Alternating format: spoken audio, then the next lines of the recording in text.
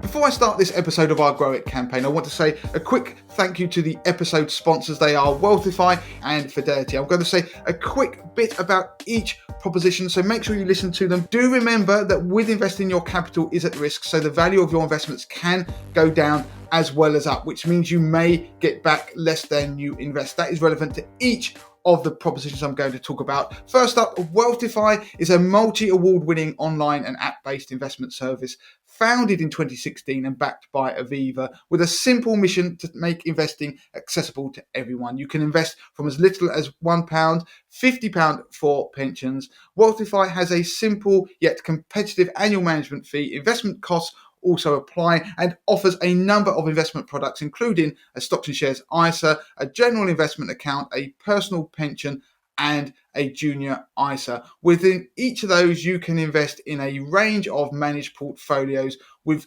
varying risk profiles and even ethical portfolios. For more information about Wealthify, including how to take advantage of our £100 cashback offer, please visit wealthify.com/MTTM. New customers only. Offer ends midday on the 28th of April 2023. T's and C's apply. Now, Wealthify does not offer advice. If you're not sure whether investing is right for you, then please speak to a financial advisor. Wealthify is authorised and regulated by the Financial Conduct Authority. Finally, I'd like to say thank you to our Grow It series sponsor, Fidelity International. Whether you're just starting out or an experienced investor, Fidelity offers a wide range of investment options with plenty of information, tools, and guidance to help you make more of your money and achieve your financial goals. For more information about Fidelity, please visit fidelity.co.uk/money to the masses. Before I start this episode of the Grow It campaign, just remember, if you enjoy any of it, find it useful, please make sure you hit that like button, but also please make sure you subscribe to our channel. Now, up to this point in the Grow It campaign, you've learned about growing your own wealth, but in the final 2 episodes of this series, I want to shift the focus away from growing your own wealth and discuss the difference you can make to future generations by investing even a small amount each month. In this episode, I'm going to focus on investing for children and the concept of intergenerational wealth. Now, the reason why investing for children has been left till this part of the series is because you can only plan for their future if you've already planned for your own. So it's the financial plan equivalent of putting on your own oxygen mask first during a plane emergency before turning to help children, as we've been instructed in every pre-flight safety briefing. So first of all, I'm going to start with the why you might want to invest for your children before moving on to the how, just as I did earlier in the series when teaching you about growing your own wealth. So why might you want to invest for your children? The reality is that most of the reasons why you might want to start investing for your children's future are the same as why you would invest for your own, but by investing early for your children, you can give them a head start in achieving financial independence and security when they are adults. Now, investing early for your children gives them the benefit of time, and their investment returns can benefit from the power of compounding to a much greater extent, resulting in exponential growth over time. Now, as their investments have more time to grow and ride the market ups and downs, it can lead to significant returns over the long term. Now, investing for children can also be a way to build a legacy. By investing in assets that can appreciate over time, you can pass down wealth to future generations. This can provide financial security for your children and their children and create a lasting impact on your family's financial future. This is where intergenerational wealth comes in. Now, intergenerational wealth refers to the transfer of wealth from one generation to the next within a family, often in the form of assets. Now, intergenerational wealth is a powerful tool for providing a financial safety net for a family and help fund education and career opportunities for its members and support the growth of businesses and other ventures. Now, if you really want to understand the power of intergenerational wealth, then you just need to look at the most powerful and influential people in the world today. Now, many of them, including world leaders, are only in positions of power thanks to the wealth they've inherited. By contrast, other sections of the population who do not benefit from intergenerational wealth are often underrepresented. As such, intergenerational wealth can have both positive and negative impacts on families and society, but it can be used to help break the cycle of poverty and provide funds for education, entrepreneurship, and other opportunities. Now, the most popular podcast we've ever produced is called How to Become a Millionaire, which I've linked to in the notes of this episode. And the feedback that we got after that episode was amazing, especially when some of you wrote in to say that the show would be life-changing for your children. In that episode, I highlighted how by being disciplined and committed to regular investing small amounts of money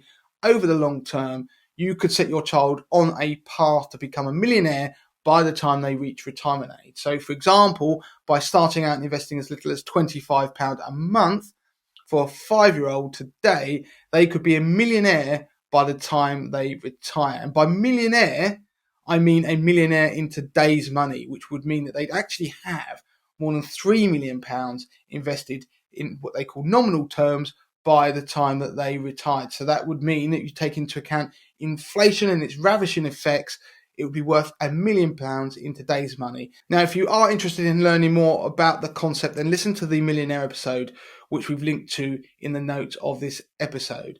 But investing for children doesn't have to be just about making them financially secure. You could instead be interested in investing to fund their future education costs. Perhaps they might be going to university, hopefully one day, or maybe they want to buy a house in the future. Whatever the reason, by investing early and taking advantage of compounding, you can help your children achieve long-term financial security, protect against inflation, and create a lasting legacy. So, onto the how do you invest for your children or grandchildren. Now, before we get into investing, there is, of course, the option of putting money into a children's savings account. Now, many of the banks and building societies out there offer savings accounts specifically for children, providing often preferential interest rates for the first 12 months, or they are paid on balances up to a certain limit. Now, accounts will have to be opened by somebody with parental responsibility if the child is below a certain age, which differs between providers. Now, opening this type of savings account is really pretty simple, and the funds can be accessed at any time. Now, children over 7 can usually manage their savings account themselves and even take money out and put money in depending on the account. Now, while you can get some pretty attractive interest rates, it's unlikely that they will exceed the rate of inflation over the long term. So the real value, the purchasing power of that money will be eroded over time. Not only that, many of the top interest rate accounts will limit the amount you can pay into the account each month and enjoy that high interest rate. Now, in the notes of this episode, I provide a link to our weekly updated best buy tables of children's bank accounts on the Money to Masses website. So that leads us nicely onto junior ISA. So a junior ISA, or a JISA for short, is a long-term tax-free savings account for children, and contributions can be made up to an annual limit of £9,000 a tax year. That's the current limit as I make this. Now, think of a junior ISA as an ISA but for children.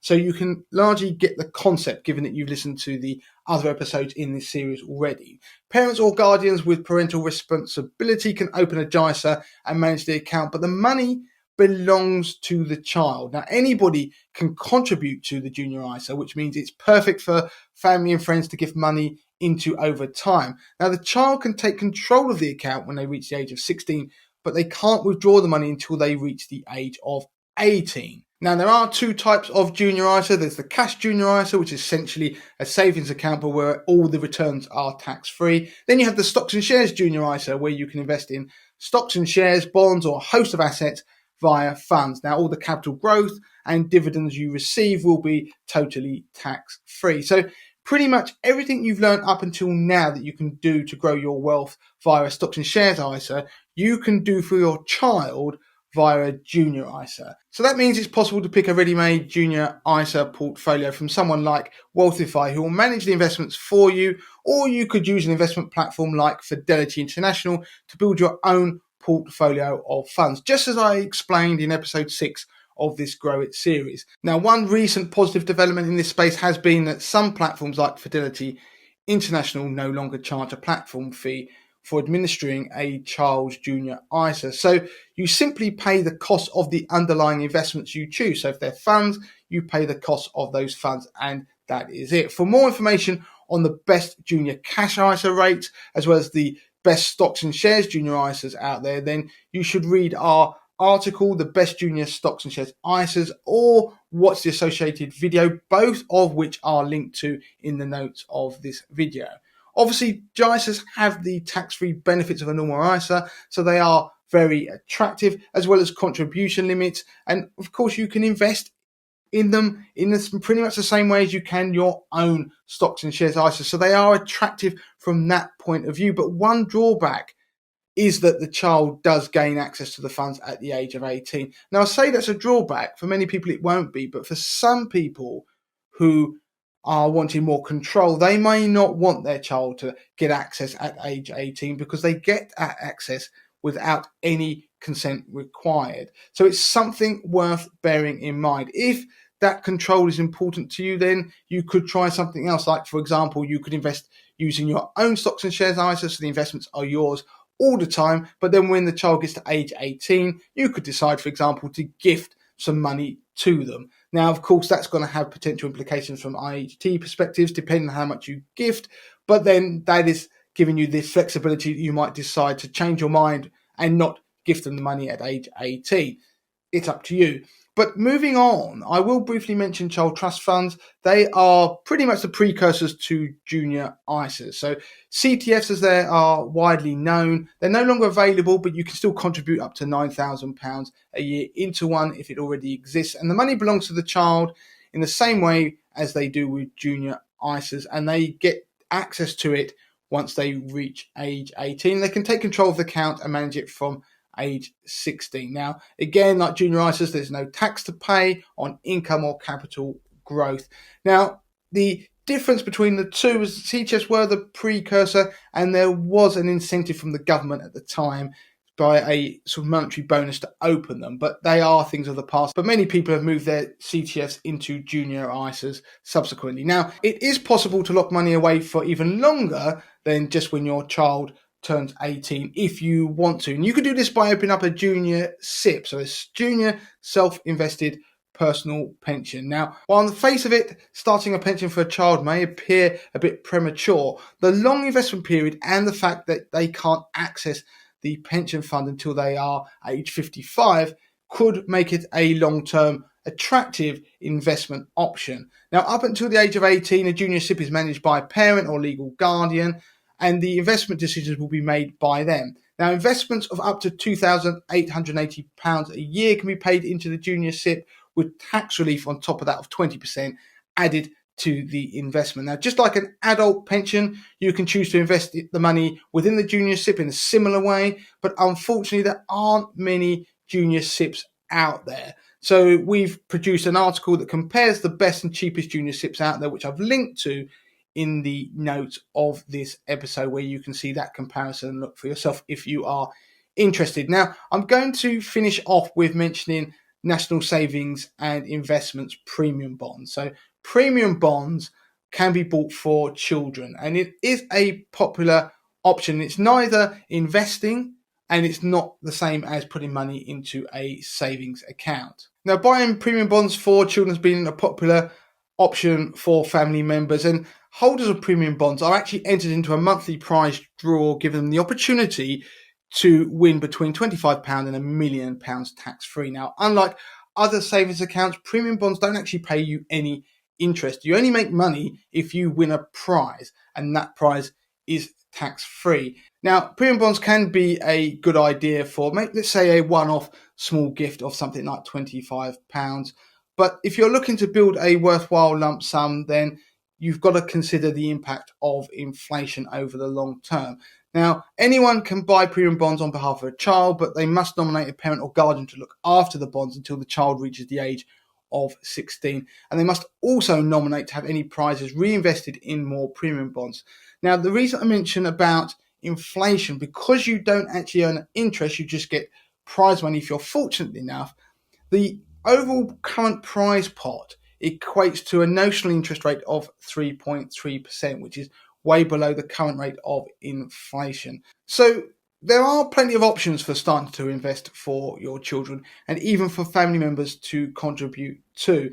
Now, the important thing to take away is that you can invest small amounts cost effectively, but consistently contributing over the long term, which also allows you to take on a bit more investment risk, can produce life-changing results. So the next thing I want you to do is go and listen to that episode of the Money to Masses podcast, which is linked to in the notes of this video, as I think you'll find it very, very engaging and interesting. If you enjoyed this in any way, please make sure you hit that like button and subscribe to our channel. And we've got one more video left in this Grow It series to look forward to.